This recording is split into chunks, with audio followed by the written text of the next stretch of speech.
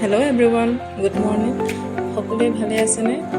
মোৰ মিনি ব্লগলৈ আপোনালোকক সকলোকে ৱেলকাম কৰিছোঁ।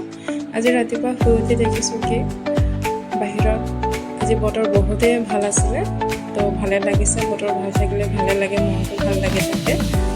লগতে মোৰ দিনটো জিৰা পানীৰে মই আৰম্ভ কৰোঁ। জিৰা পানী আপোনাৰ গেছৰ প্ৰব্লেমৰ কাৰণে ভাল। মই আজি 4 বছৰ ধৰি জিৰা পানী খাই আছোঁ। নৰ্মেল জিৰা পানী যেনেকৈ আপুনি বনাব পাৰে, মই চাহৰ নিচিনা বনাই খাওঁ। গৰম পানীত জিৰা কেইটামান দি পেলাই চাহৰ নিচিনা বনাওঁ। মোৰ বিশেষ একো ব্ৰেকফাষ্ট খাবলৈ নাছিলে, দেৰিকৈ উঠিছোঁ আজি ছানডে বুলি, কাৰণ আজি 6 দিনৰ মূৰত আজি ছানডে পাইছোঁ।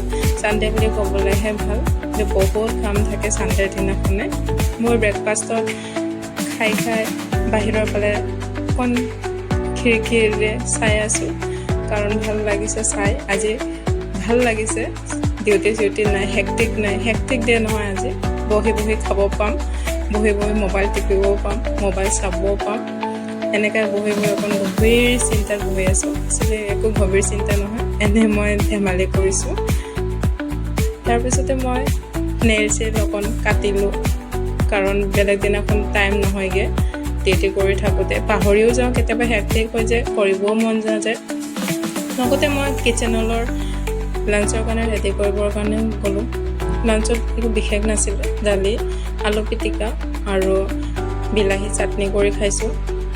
আলু পিটিকাত কিন্তু মই নৰ্মেলি কেঁচা জলকীয়া দিওঁ, আৰু কেতিয়াবা মন গ'লে শুকান জলকীয়াটো দি দিওঁ, বাট বেছি শুকান জলকীয়া খোৱাও ভাল নহয় পেটৰ কাৰণে।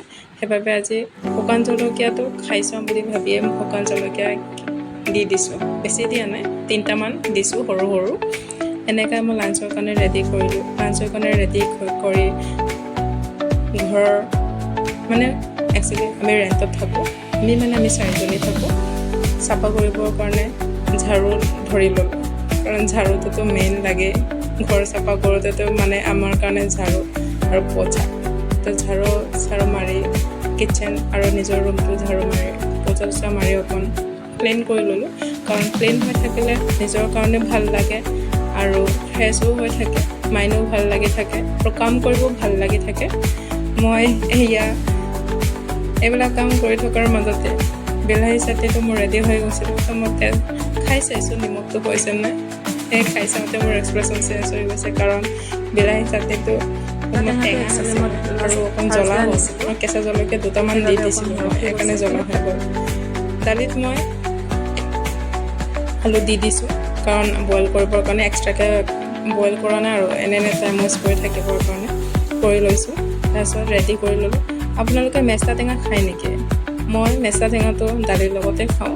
একচুৱেলি মেষ্টা টেঙাটো মাছৰ লগত খায় মানুহে, ভালো লাগে বুলি কয়। আমাৰ মাহঁতে খায় বহুত, মেষ্টা টেঙাৰ লগত মাছ ভাল লাগে বুলি কয়। মই কেতিয়া ট্ৰাই কৰা নাছিলোঁ, লাষ্ট ইয়েৰৰ পৰা মই খাব ধৰিছোঁ। মই নতুনকৈ ইনভেণ্ট কৰি লৈছোঁ। নতুন পুৰণা নাজানো, আৰু বেলেগে আগতেও খাইছে যদিও নাজানো, আৰু মই নতুনকৈ ইনভেণ্ট কৰিছোঁ দালিৰ লগত খাবৰ কাৰণে। দালিত যেতিয়া মেষ্টা টেঙাটো দি দিওঁ, দালিটো দালিৰ নিচিনা এই দালি চব্জি হয় বুলি কেতিয়াবা লাগে নহয়, নেখাওঁ নিচিনা ফিল হয় নহয়, এনেকুৱা নহয়। আপোনাৰ মেষ্টা টেঙাটো যেতিয়া দিয়া হয় তেতিয়া ভাল লাগে, এটা টেঙা ফ্লেভাৰ আহি যায়। তাৰপাছতে মই আলু চালু চাটনি কৰিলোঁ, পিটিকা কৰি ল'লোঁ, তাৰপিছত ঝাৰু মাৰিলোঁ। এনেকৈ আজিৰ দিনটো পাৰ কৰিলোঁ কাম কৰিয়ে। এনেকৈ যায় ছানডে বুলি ক'বহে ভাল, কিন্তু ছানডেৰ দিনাখন কাম কৰোঁতে ইফালৰ কাম কৰোঁতে ইভিনিং হৈ যায়। আৰু আমাৰ বেলতলাত বজাৰ হয় ছানডে দিনাখন, বহুত ডাঙৰ বজাৰ হয়। আমি ইভিনিং টাইমকৈ ছানডে বজাৰ যাম, কিন্তু আপোনাক দেখাব মন আছিলে, কিন্তু দেখাব নোৱাৰোঁ, কাৰণ বহুত ভিৰ হয় তাত। মোবাইলটো ওলাব বাদে দিয়ক, আপুনি হাতটো ভালকৈ থ'ব নোৱাৰি, এনেকুৱা নিচিনা ক'ৰবাত ঠেলাই হেঁচা কৰি মানুহকেইটা গুচি যায়। তাৰপৰা ধুই মেলি কাপোৰ চাপোৰ মেলিলোঁ, কাৰণ কালিৰ পৰা ডিউটি আকৌ ষ্টাৰ্ট।